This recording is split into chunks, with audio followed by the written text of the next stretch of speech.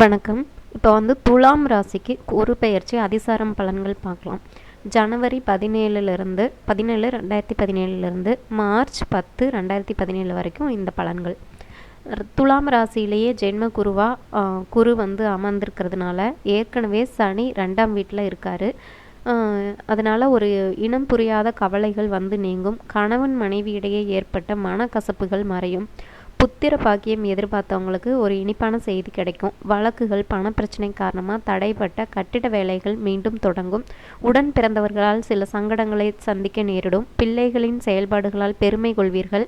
குடும்பத்துடன் ஆன்மீக சுற்றுப்பயணம் செல்றதுக்கான வாய்ப்பு இருக்குது. எதிர்பார்த்த பதவி உயர்வு சற்று தாமதமாகும். தாயார் உடல்நலம் பாதிக்கப்படலாம்.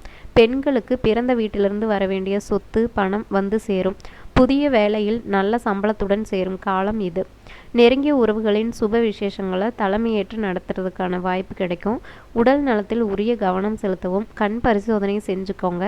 அலுவலகத்தில் வேலை சுமையும் புதிய பொறுப்புகளும் கூடும். வியாபாரம் தொழிலில் உயர்வு உண்டு. கொடுக்கல் வாங்கலில் சரளமான நிலை இருக்கும். வேலையாட்களால் நிம்மதி குறையும்.